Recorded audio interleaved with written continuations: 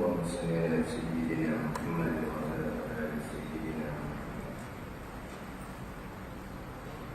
أعوذ بالله من الشيطان الرجيم. بسم الله الرحمن الرحيم. الحمد لله رب العالمين، والصلاة والسلام على سيد المرسلين وعلى آله وصحبه أجمعين. رب اشرح لي صدري ويسر لي أمري واحلل عقدة من لساني يفقهوا قولي.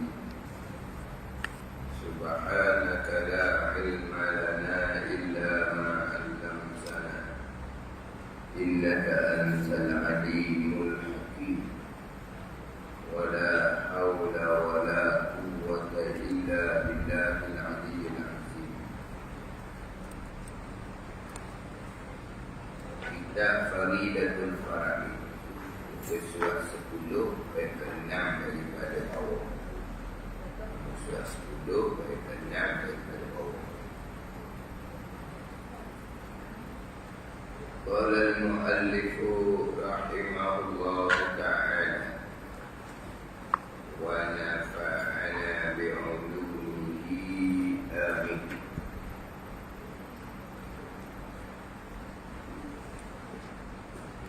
Dan sifat yang pertama,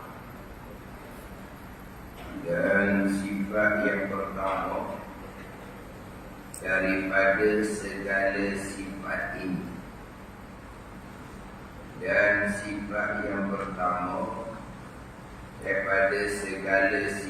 ini, daripada segala sifat ini, sifat 13. Dan yang pertama daripada segala sifat ini, yakni segala sifat 13. Mana yang pertama, iaitu sifat wujud,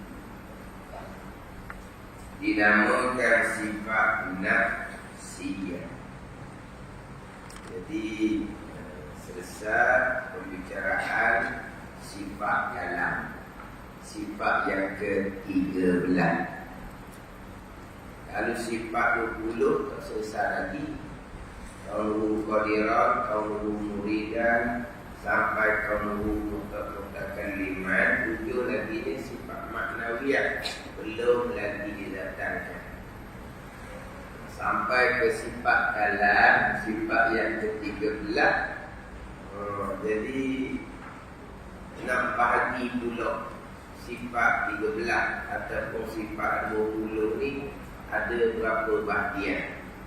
Ada nafsiyah, ada salbiyah, ada ma'ani, ada maknawiyah. Tapi sifat itu tak habis lagi. Kalau sampai sifat kalam kita ni, baru 13 sifat. Biasanya dalam kitab yang lain, pembahagian sifat nafsiyah, salbiyah, ma'ani, maknawiyah itu selepas selesai bicara qauluhu mutakalliman. Bicara 20 sifat qaulan. Sifat 20 ni terbahagi kepada 4 bahagian: nafsiyah, salbiyah, ma'ani, maknawiyah. Biasa gitu. Sekarang ni dalam kitab Faridatul Faraid baru selesai bicara sifat yang ke-13, sifat kalam. Maknawiyah, kaunuhu qadirah sampai kaunuhu mutakalliman belum lagi dibicarakan. Jadi jangan lupalah kitab Faridatul Faraid mengikuti jalanan Imam Asy'ari. Kitab Faridatul Faraid terdahulu sudah menyatakan, Syekh Ahmad sudah menyatakan bahawa jalanan yang dipilih adalah jalanan Imam Asy'ari.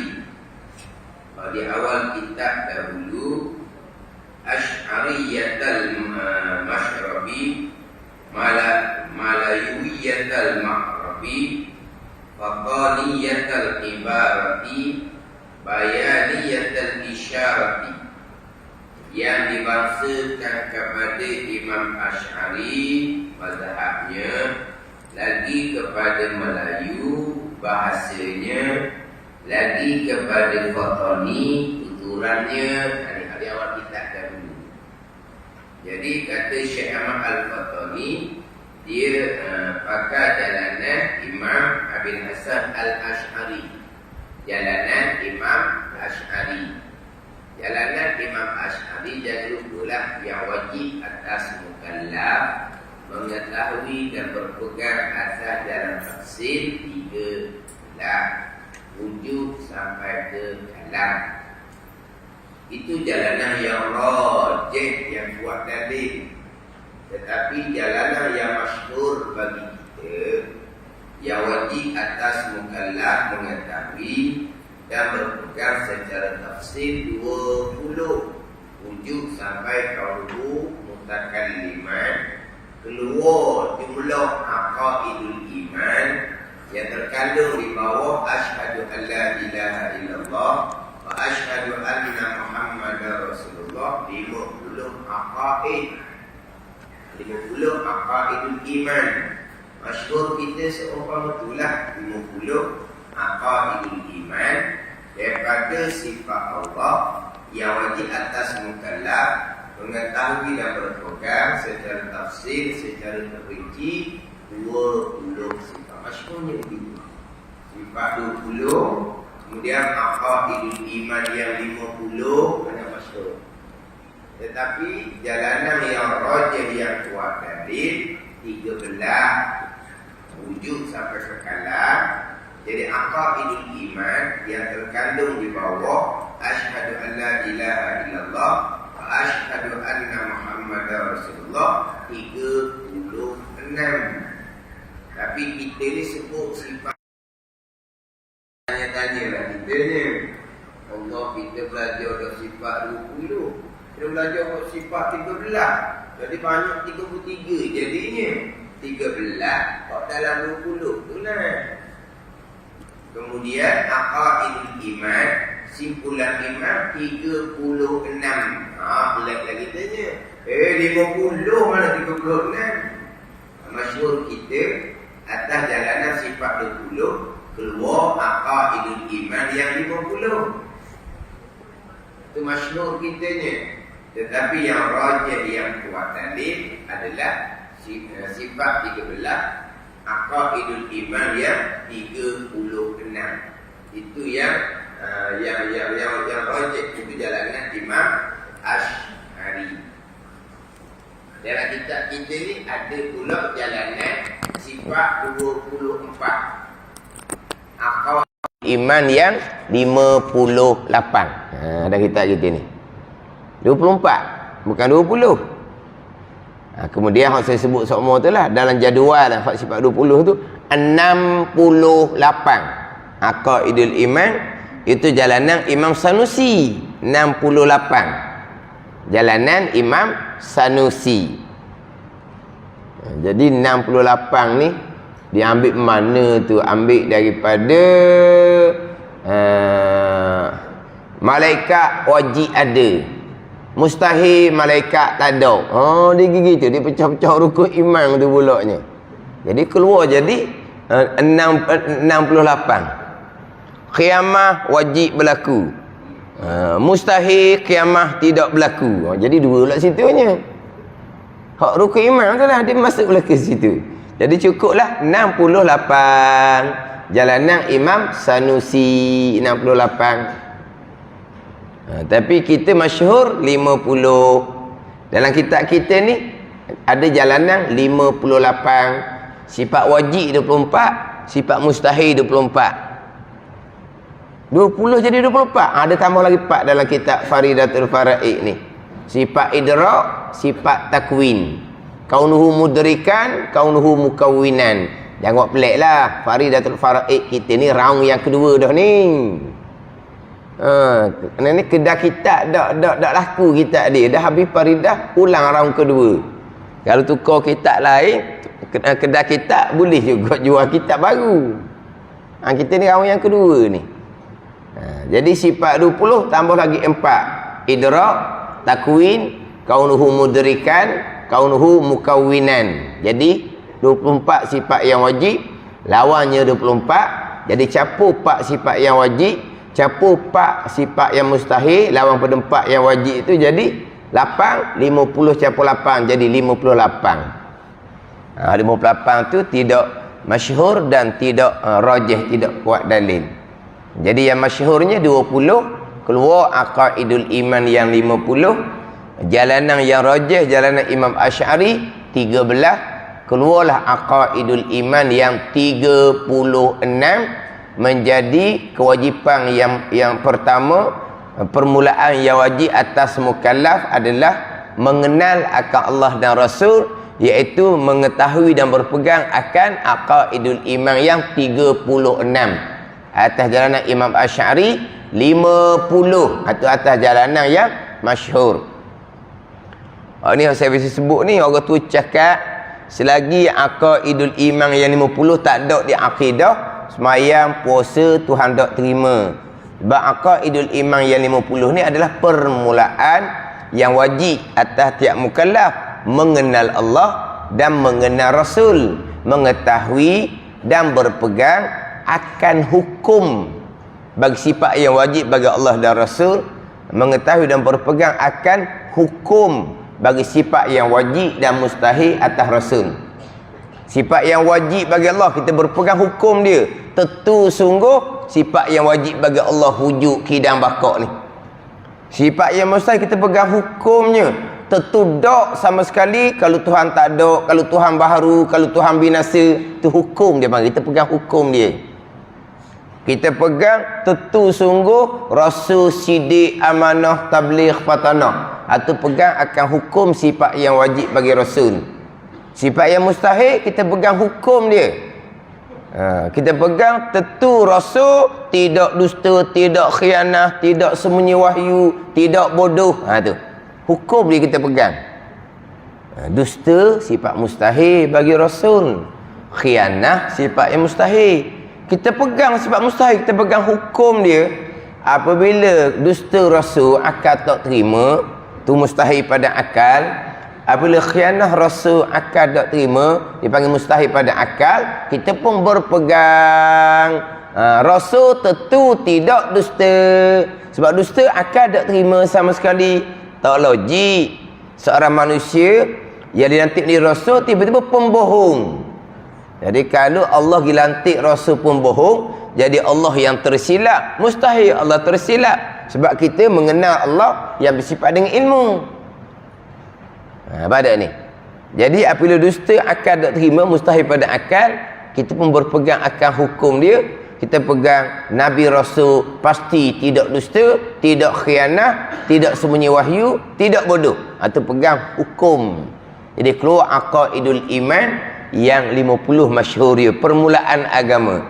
Tak ada ni waktu kata semai puasa tak ada terima ni. Terkadang orang kita ni, saya tak ada hak aqaidul iman yang 50, tak ada macam mana. Berpegang dak Allah kuasa? Berpegang. Berpegang dak Allah tidak lemah? Berpegang dah. Berpegang dak Allah mengetahui? Berpegang. Berpegang dak Allah tidak jahil? Berpegang dah tu, ya dah tu. Berpegang Allah mendengar melihat? Berpegang. Berpegang Allah tidak pekak, tidak buta? Berpegang. Itulah dianya. Tapi dia tak jumpa jumlah 50. Lepas tu berpegang tak kaunuhu qadiran. Nak pegang kaunuhu qadiran, tu kena ngaji molek lah, sebab bukan pegang perkataan.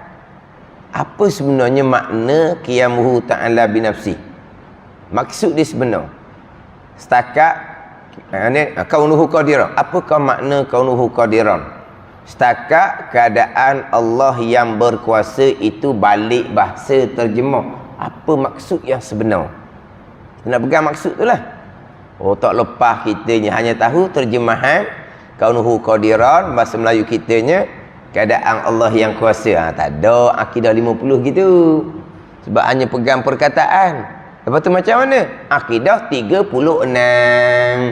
Jalanan sifat 13. Atas jalanan Imam Asy'ari. Ini jalanan yang rajih dalam kitab Faridatul Fara'id. Tak apa tu. Mana 50 di mulut, tapi di akidah 36. Memanglah di mulut sifat 20. Keluar akidah 50 di mulut. Di iman macam mana? Kaunuhu qadirang tu. Kaunuhu qadirang, keadaan Allah yang kuasa. Itu terjemahan. Apa makna dia? Apa makna ni? Keadaan Allah yang kuasa. Keadaan Allah kuasa makna ada kudrah di zat Allah lah.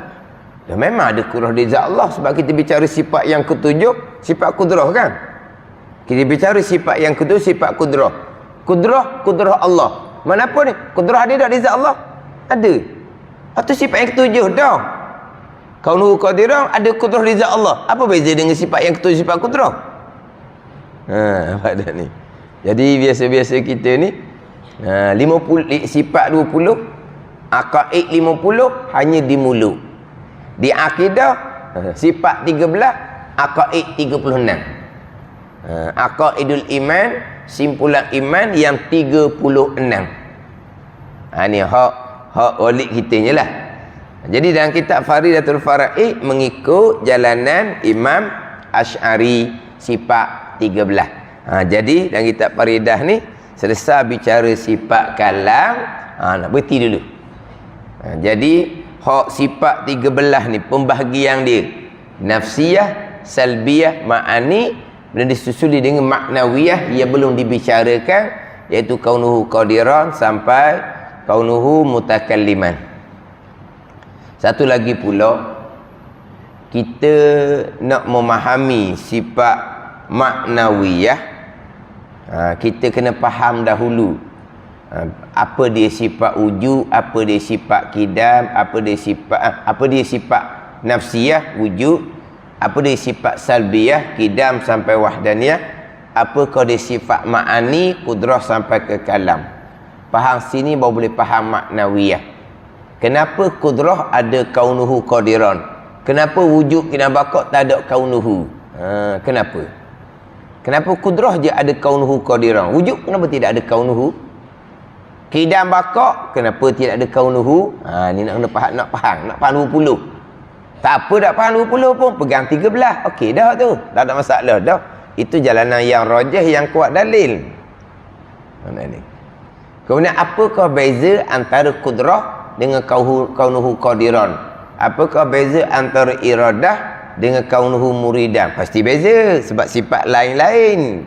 Lain-lainnya macam mana?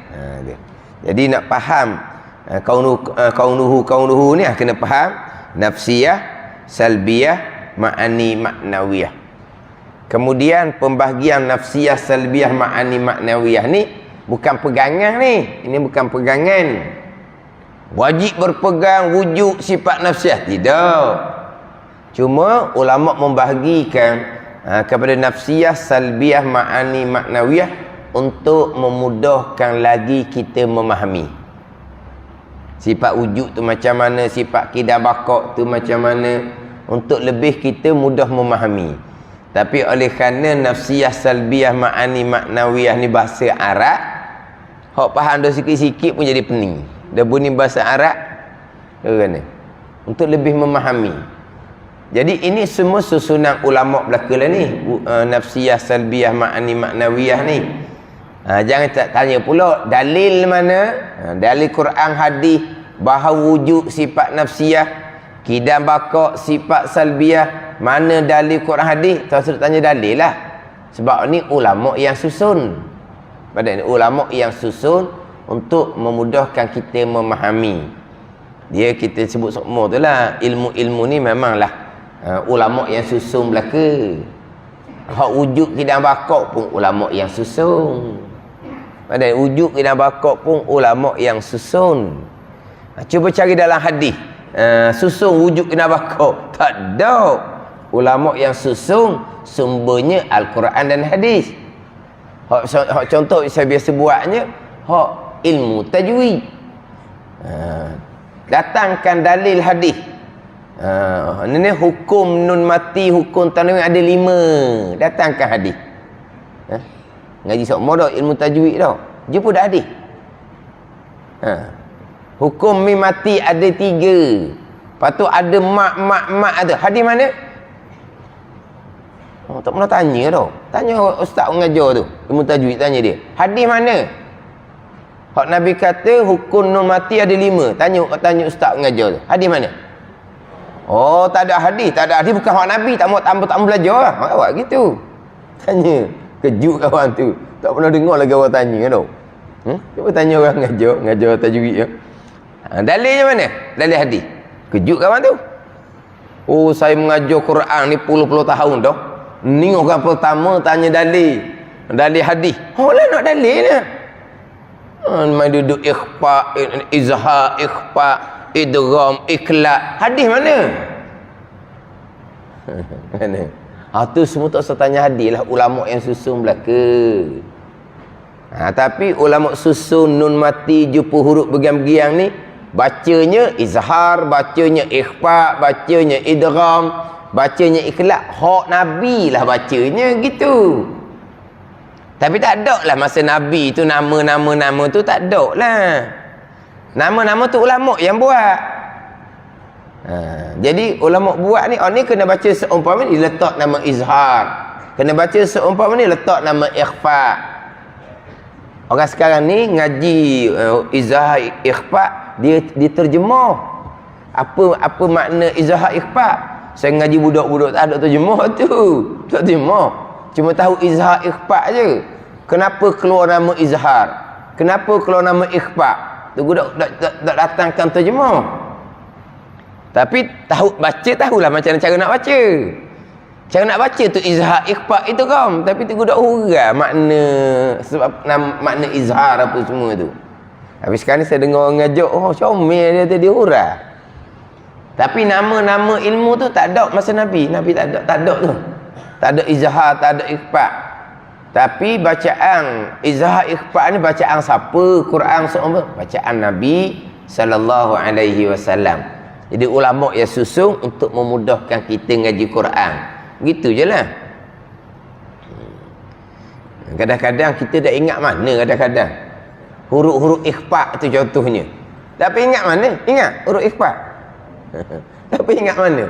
Tapi time baca tahulah. Ni ikhfa tahu. Tapi huruf dia sebut sesi. Juga tak ingat huruf dia tu.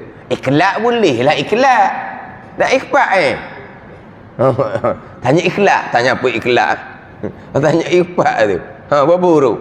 Tak apa nak ingat molek, tapi bila kita baca tahu lalu dah. Ni kena ikhfa, ni kena izhar. Tahu lalu dah.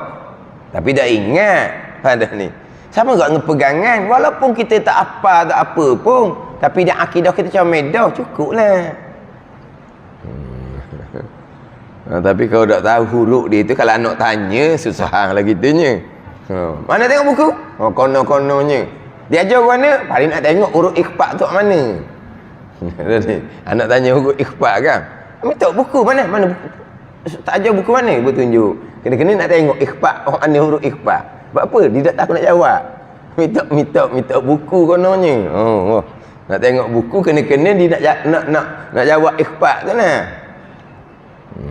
Tapi dah ingat pun, baca tahu, jumpa tepat tahu.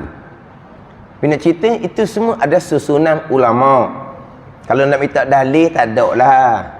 Minta dalil tak ada. Ni macam sinilah nafsiyah, salbiyah, ma'ani, maknawiyah ni untuk memudahkan kita memahami. Ini bukan pegangan. Ada ni, pembahagian ni. Jadi selepas dia cari sifat 13, dia nak pecah dulu bahagian-bahagian. Nafsiyah, salbiyah, ma'ani, maknawiyah. Dan sifat yang pertama daripada segala sifat ini ni sifat 13 ataupun sifat 20 lah. Tapi lepas dah sifat 13 barunya wujud sampai ke kalam. Dan sifat yang pertama ni sifat wujud. Dinamakan sifat nafsiyah. Itu nama dia. Sifat nafsiyah ada satu, iaitu sifat wujud. Jadi kalau tanya sifat nafsiyah ada berapa, tak nak jawab, jadilah tanya. Sebab salbiyah 5, ma'ani 7, maknawiyah 7. Kalau tanya sifat nafsiyah ada berapa, hak satu tu lah sifat wujud, tak boleh nak jawab, cukuplah. Cukup dah. Hak satu macam ikhlak tu lah. Hak dah nak jawab cukup lah. Nak tanya salbiyah hak 5 macam mana? Jadi sifat nafsiyah ni sifat wujud. Apa makna wujud? Apa makna nafsiyah? Jadi wujud ni sifat nafsiyah. Apa makna nafsiyah?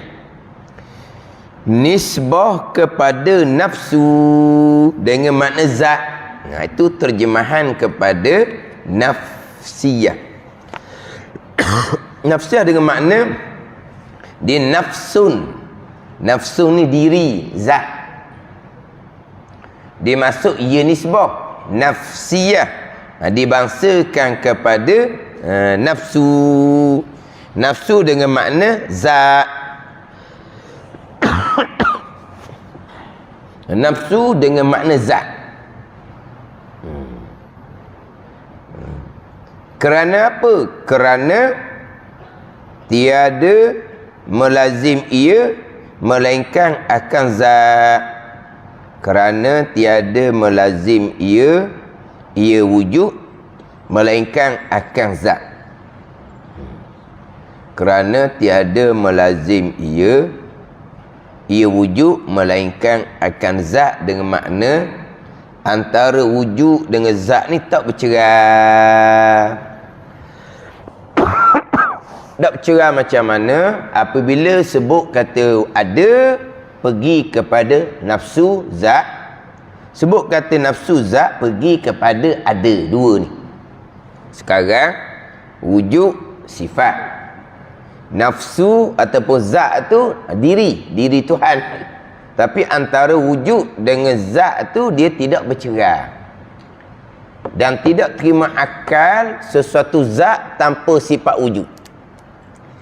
Tak terima akal sesuatu zat tapi tak ada sifat wujud. Kita fikir.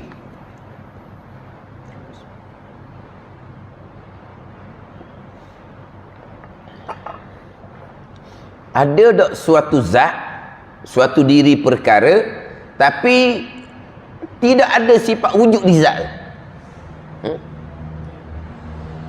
Boleh terima akal tak?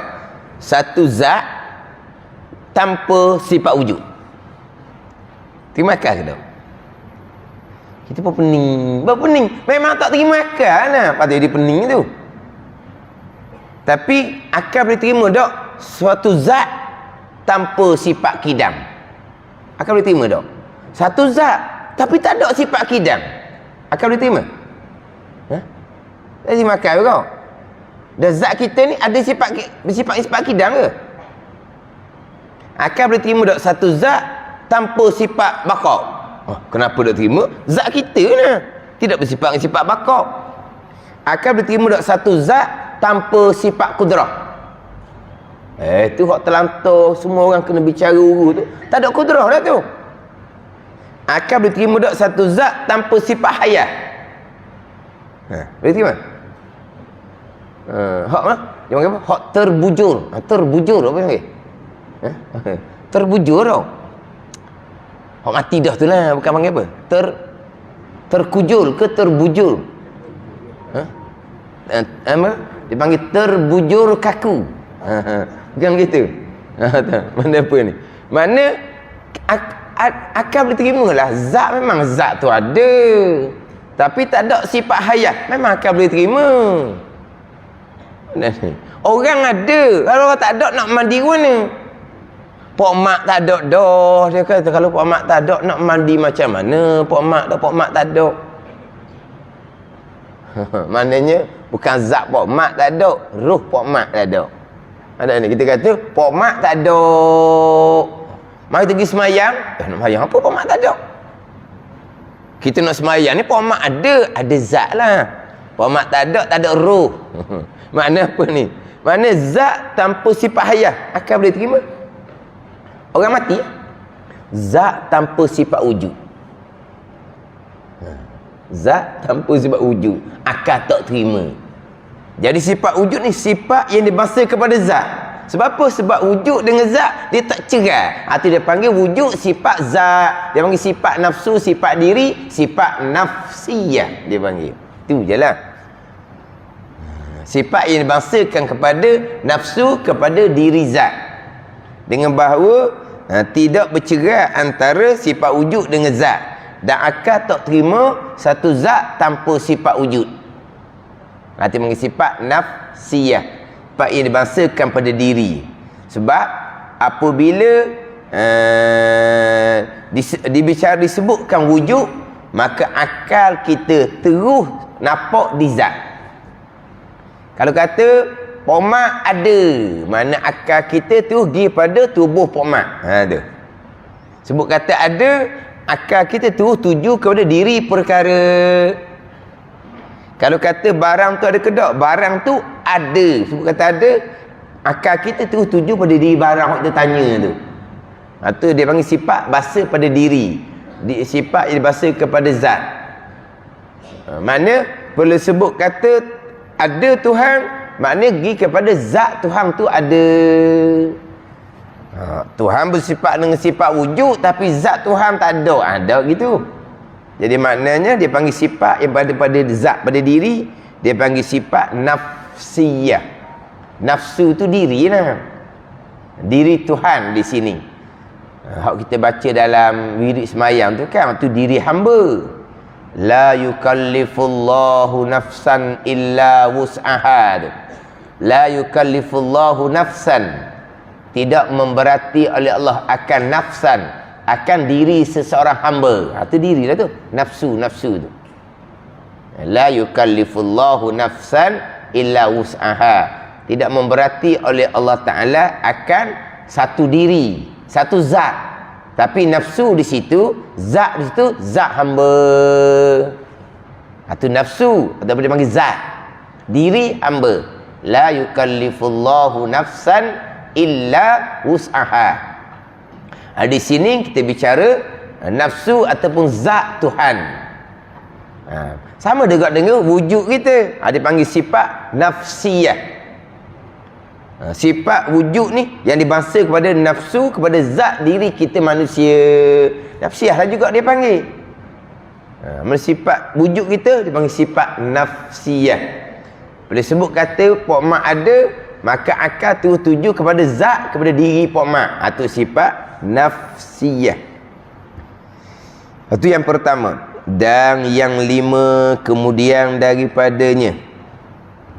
Dan yang lima kemudian daripadanya, kemudian daripada yang pertama.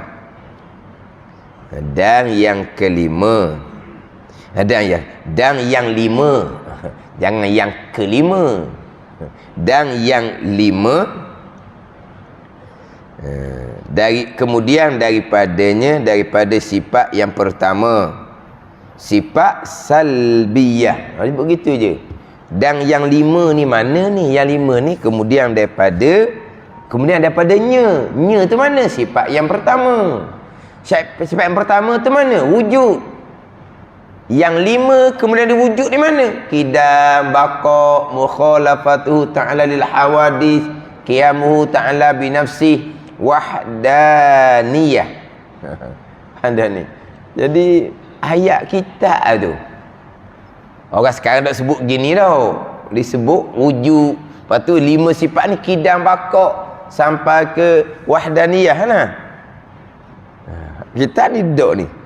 Maka yang sifat yang pertama, nama wujud dia tak datang kan? Sifat yang pertama. Ayat ni sifat wujud.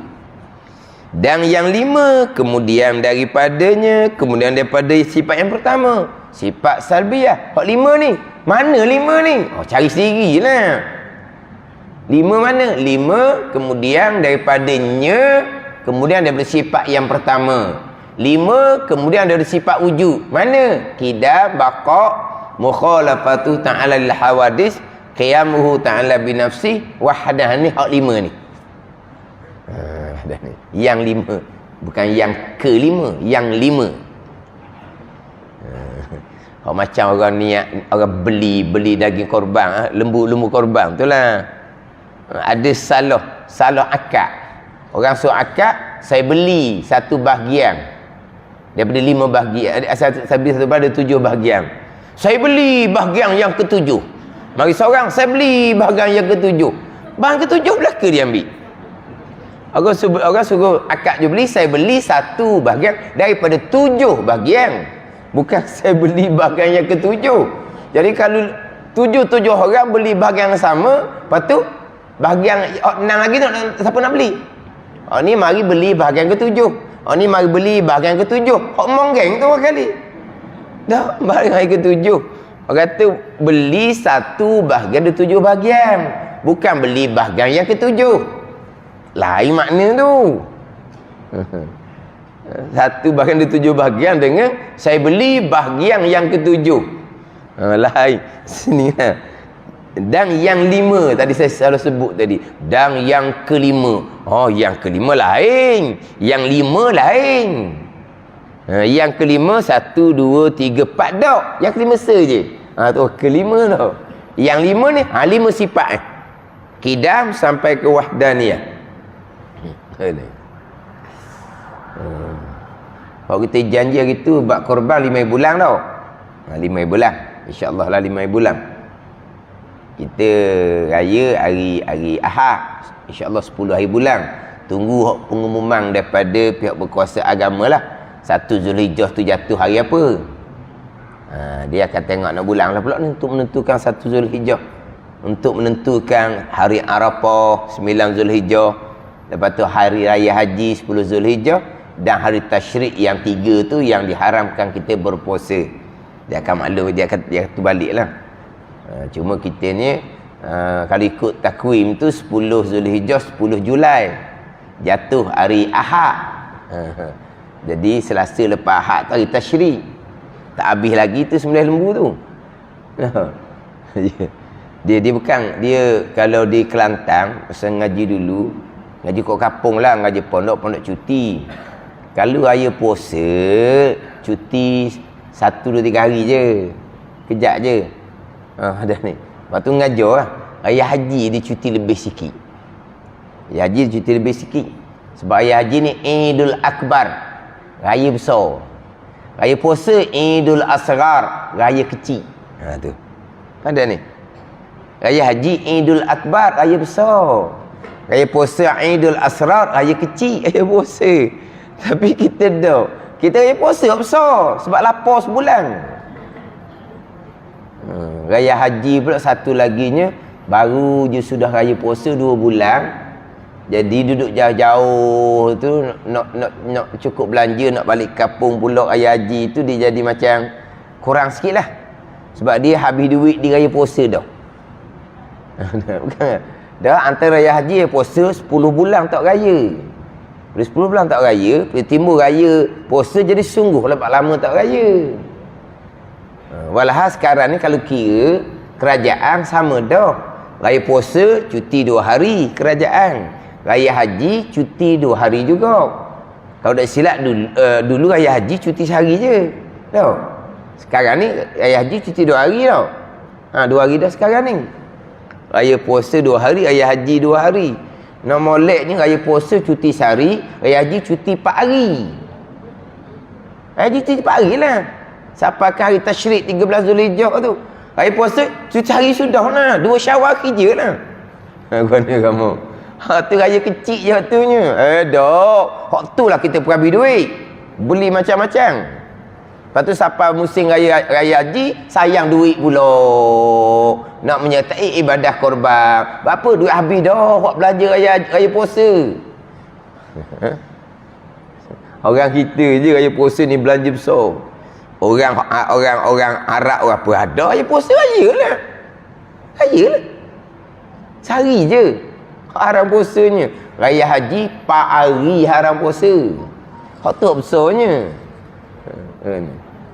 Dah kita belanja besar raya puasa, akhir raya haji kita tidak menyertai ibadah korban. Selebih-lebih sedekah sunat yang khilaf pada wajib. Walau kitanya termasuk orang yang berkemampuan.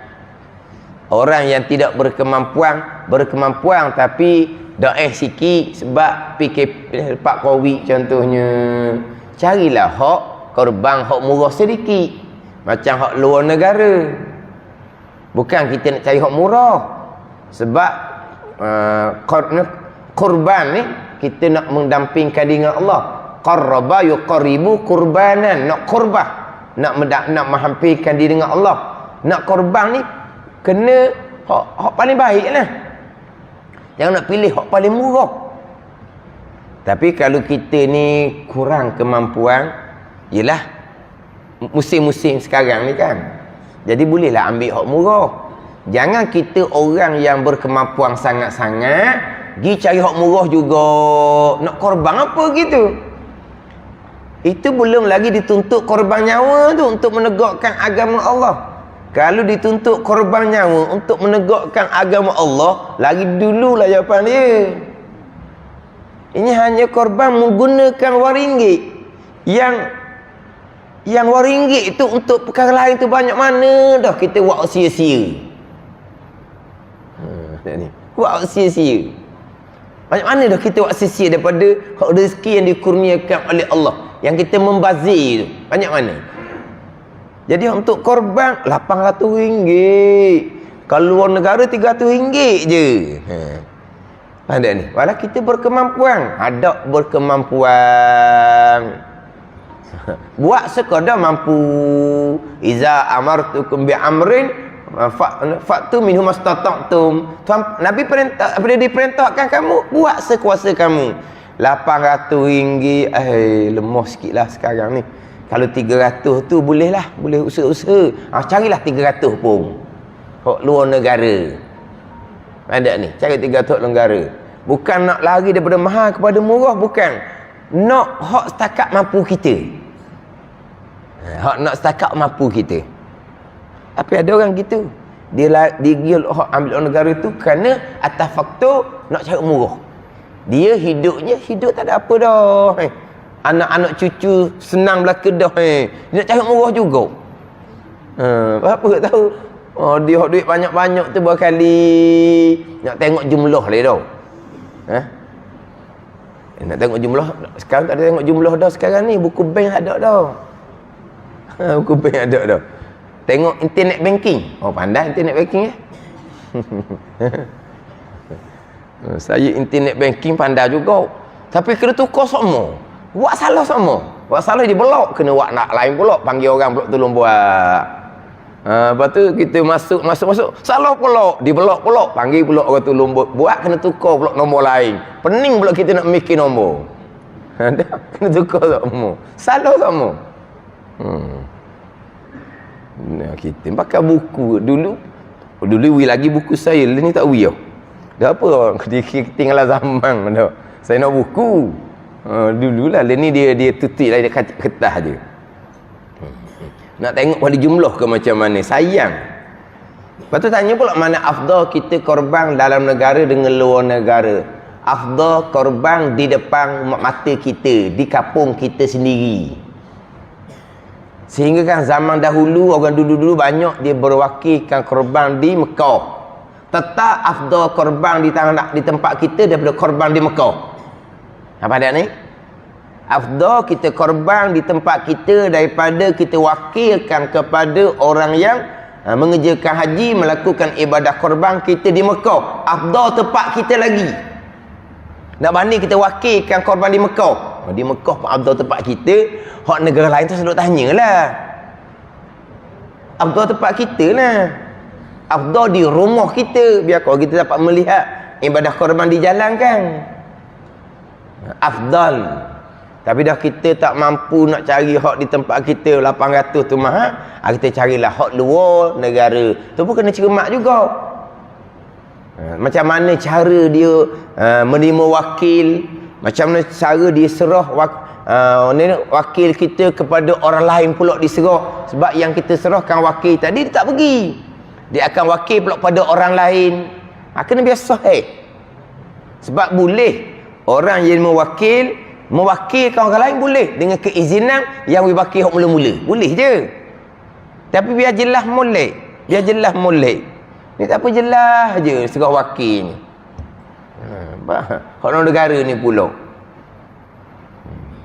Lepas tu orang luar negara ni susah. Mereka sangat berterima kasih kerana kita buat ibadah korban di tempat mereka Sebab mereka boleh makan kot daging setahun sekali. Memang mereka akan berterima kasih. Tapi mereka lebih perlukan duit, bukan daging korban. Mereka lebih perlukan duit untuk masjid, untuk madrasah. Ada ni. Mereka lebih memerlukan duit daripada daging. Tapi kalau kita buat ibadah korban di tempat mereka, mereka boleh merasa daging setahun sekali, mereka sangat berterima kasih. Tapi sebenarnya apa yang mereka kehendak? Mereka hendak duit. Masjid mereka, madrasah mereka dhaif, mereka lebih nak duit. Ada ni. Tapi kalau kita buat korban, mereka sangat berterima kasih. Itu je lah. Yang kita ambil korban negara ni kerana kita kemampuan kita kodoh-kodoh tu. Kita nak bantu luar negara, bantu dengan duit. Bantu dengan duit. Sebab mereka perlu duit. Ada ni. Jadi kalau kita sertai ibadah korban RM300 dengan tuai duit derma RM300, lebih baik tuai derma duit RM300. Tapi sekarang ni kita melakukan ibadah korban kerana untuk sembelih di hari raya yang kita nak buat korban di tempat kita, kita kurang berkemampuan sebab mahal. Maka kita pun ambil peluang hak murah, kita korban di tempat mereka sebab RM300 je. Gitu. Tapi kalau kita nak bantu mereka, bantu dengan duit. Itu hak mereka lebih perlu. Kita buat belaka. Buat belaka tak apalah, tapi lebih afdal kita pilih hak mana-mana hak lebih baik. Tapi kalau korban memang afdal tempat kita lah. Ada ni. Jangan pula kita nak korban, kita nak cari hak murah-murah. Jangan gitu. Cari yang terbaik. Mana kalau 800 pun 800 lah. Orang sekarang dia pandai. Dia kadang-kadang dia punya jemaah dia tu kadang-kadang buat benar sipang RM50 sebulan, RM50 sebulan, RM50 sebulan, setahun boleh RM600. Mana kalau RM800 tu tambah 200 tu tak rasa sangat.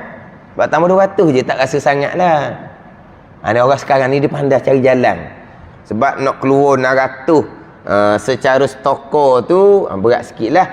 Hak yang kurang berkemampuan tapi dia tetap nak buat juga. Maka dia pun simpan 50, setahun boleh 600. Lagi tambah lagi 200 je. Boleh satu bahagian.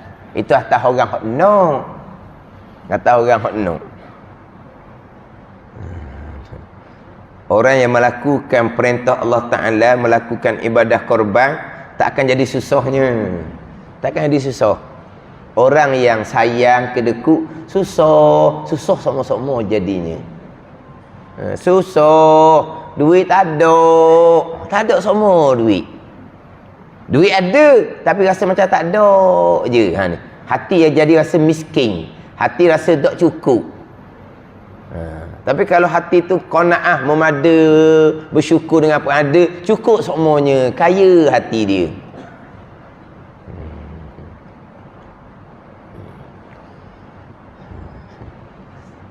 Kita cadang 5 bulan tau. 5 bulan insya-Allah lah kita bicara bab korban.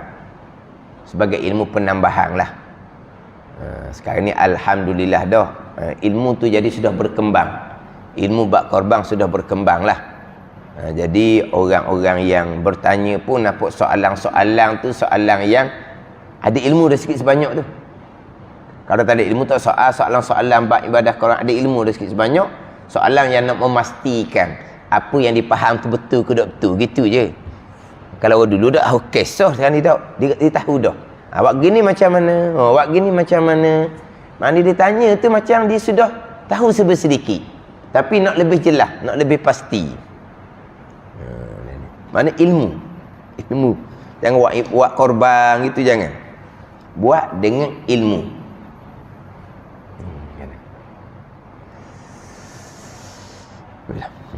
Dan yang 5 kemudian daripada sifat yang pertama sifat wujud, sifat salbiyah. Yang 5 ni qidam baqa mukhalafatu ta'ala lil hawadith qiyamuhu ta'ala bi nafsihi wahdaniyah. Dia tak ada sebut sini, disebut hak tadi sifat yang pertama, sifat wujud lah tanda. Dia sebut sifat wujud. Ni yang 5 kemudian daripadanya kemudian yang pertama. Mana yang 5 dia tak sebut. Di bawah tu dan yang 7 kemudian daripadanya, kemudian daripada yang 5. Mana yang 7-nya? Kudrah iradah. Tak sebut. Tak sebut. Sifat yang pertama iaitu wujud.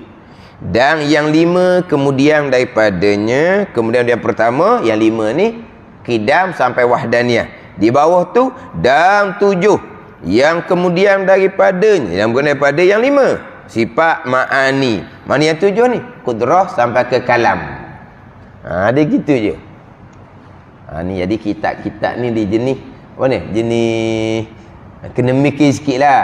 Macam payah sikit. Hak payah ni sedap tau. Orang hak hemah tinggi lah, kalau hemah rendah.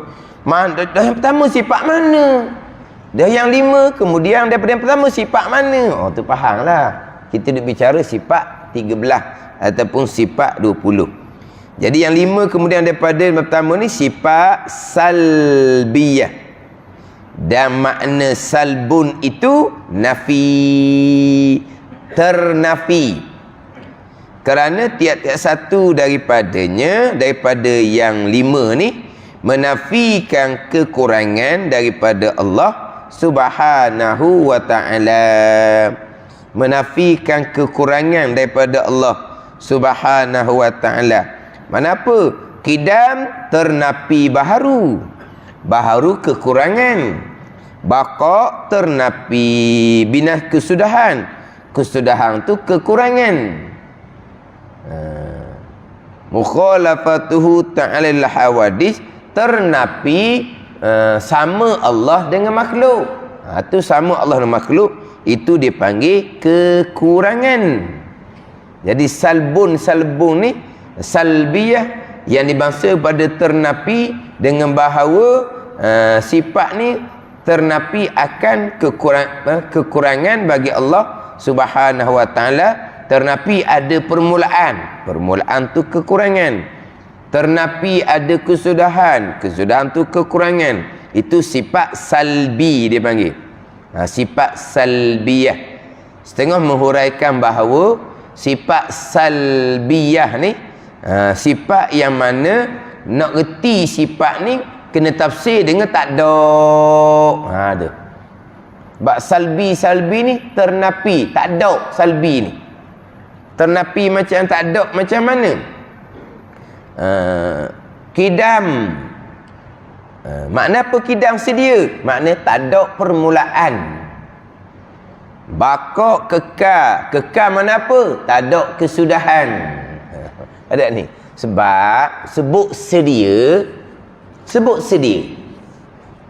Lama masa panggil sedia juga. Lama masa disebut sedia. Kan kita cakap kan, kita duduk di sini sedia kala.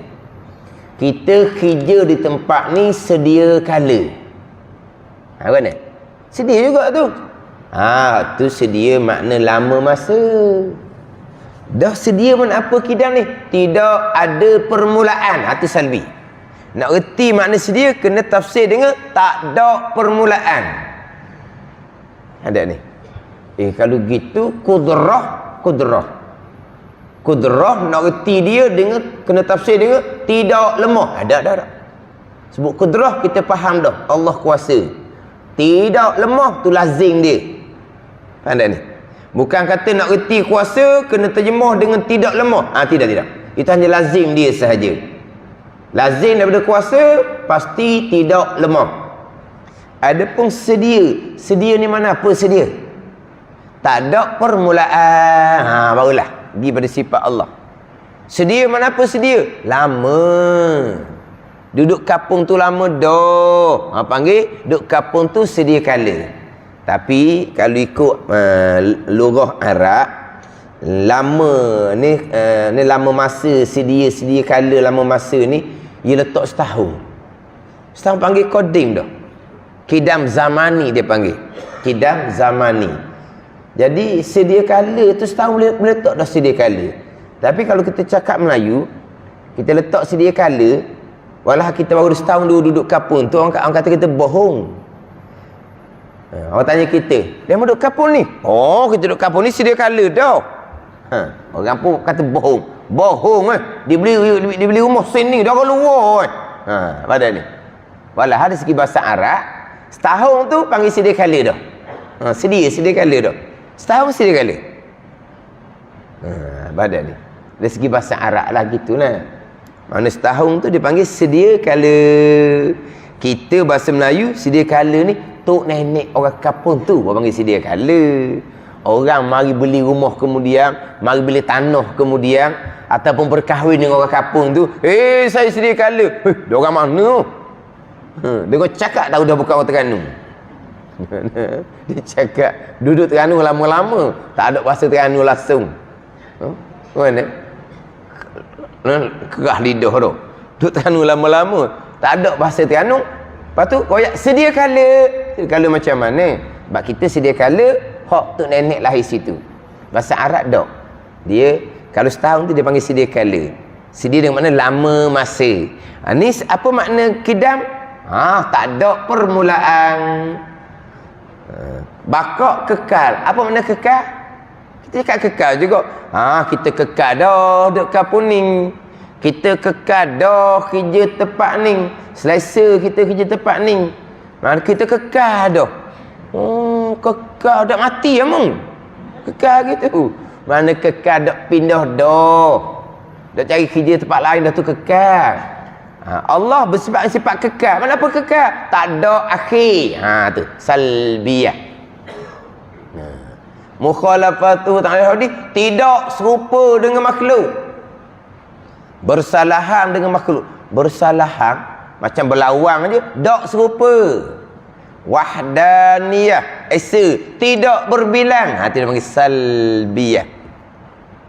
Kalau salbiyah, kalau orang kok salbiyah, mana? Contohnya salbiyah miskin. Miskin banyak makna. Miskin ilmu, miskin akhlak, dak miskin harta, tak ada harta, itu miskin. Pada ni. Itu salbiyah dia panggil. Sebab pakai miskin ni ada pakai miskin daripada ilmu. Sebab Nabi sama-sama bersabda menyatakan bahawa kebanyakan ahli neraka adalah orang fakir, orang fakir miskin. Nabi kata. Maka sahabat tanyalah minal mal. Nabi kata minal ilmi. Orang miskin daripada ilmu lah. Hak kebanyakannya ahli neraka. Jadi sebut kata miskin, apa makna? Tak ada harta. Itu salbiyah. Orang bujang, apa makna bujang? Tak ada tok laki. Itu bujang. Orang ni mandul, apa makna mandul? Tidak ada anak. Itu salbiyah laki tu. Kalau hak manusia lah, dia panggil salbiyah. Jadi sifat yang mana nak reti dia kena tafsir dengan tak ada. Kalau Tuhan ni tak ada permulaan, tak ada kesudahan, tidak serupa dengan makhluk, tidak berhajat pada zat dan penjadi, tidak berbilang. Itu 5 sifat dia panggil sifat salbiyah yang dibangsakan pada ternapi. Yang nak reti dia kena tafsir dengan tak ada, dengan tidak. Itu salbiyah, qidam, baqa, mukhalafatuhu ta'ala al-hawadis, qiyamuhu ta'ala binafsih, wahdaniyah. Dan 7 yang kemudian padanya sifat ma'ani. Sifat ma'ani berada di bawah tu sifat ma'nawiyah. Jadi kita minggu ni 2 nafsiyah, salbiyah. Kena ingatlah. Nafsiyah, salbiyah. Tapi ni bukan pegangan sebut tadi, bukan pegangan. Mana kalau tak budak tak boleh nak tu juga, tak apalah, sekodoh-sekodoh. Ada orang dulu-dulu dia boleh. Selagi tak pandai tak ingat nafsiyah salbiyah, dia tambah halih. Tambah halih. Dia nak lepas seorang-seorang, tu bukan fardu ain pun. Tapi kalau kita ulang sama nafsiyah, salbiyah, ma'ani, maknawiyah, nafsiyah, salbiyah, ma'ani, maknawiyah, jadi mudah sikit kita nak ingat. Ilmu walaupun bukan fardu ain pun, walaupun bukan akidah pun ilmu. Nafsiyah, salbiyah, ma'ani, maknawiyah. Ada orang yang dia belajar tunjuk tak tunjuk action tunjuk pandai. Hak kawan tu tak pernah ngaji tauhid sifat 20. Oh, dia jumpa gak nafsiyah, salbiyah, ma'ani, maknawiyah, istighna, iftiqar. Ta'alluq ni. Oh, kawan kau lopong, kawan tu dengar. Sungguh dianya. Nunjuk. Ni apa menunjuklah tau. Kawan tu pun belajarlah kitab. Dia pun jumpa kawan dia semula ke diam. Sekarang ni saya belajar dah kitab Al-Misbahul Munir. Dia kata masa ngaji kitab Al-Misbahul Munir. Boleh nak cakap bab-bab kamu cakap selama ni tu. Nafsiyah, salbiyah. Dia pandai pula sebut orang ni. Dia ngapa? Sebab apa? Lama dah digerang. Mentang-mentang kita dah belajar dia kata. Dia pun ngapa? Dia pun sebutlah. Nafsiyah, salbiyah, ma'ani, maknawiyah. Satu hal pula dia ngapa dia kata. Ngapa nak jumpa kawan ni je lah. Lepas dia kata dia belajar dah tauhid sifat 20. Lepas tu kawan tak cakap. Sebab apa? Dia tak andai juga sebenarnya. Dia tak andai juga. Cuma dia tahu dah kawan dia tak andai langsung. Dia boleh menari ya. Lepas kawan dia kata belajar, dia tak cakap. Sepatutnya, baru sedap. Kamu belajar juga baru sedap. Selama ni kalau saya bercakap, kamu senyap je. Dah kamu belajar juga, baru sedap kita bercakap. Patutnya gitu dah. Dah. Lepas tu sepatutnya tak cakap. Sebab apa? Dia takut. Dia takut. Sebab apa? Sebab dia rasa macam tak betul kat dia pun. Gaya depan kau tak pandai. Jangan gitu. Nak nunjuk. Kita boleh ilmu sebanyak ni kurniaan daripada Allah Subhanahu wa ta'ala. Tuan tak buka. Habis satu kitab pun tak ke mana kat kita. Semua tu dikurniakan oleh Allah Subhanahu wa ta'ala. Wallahu a'lam.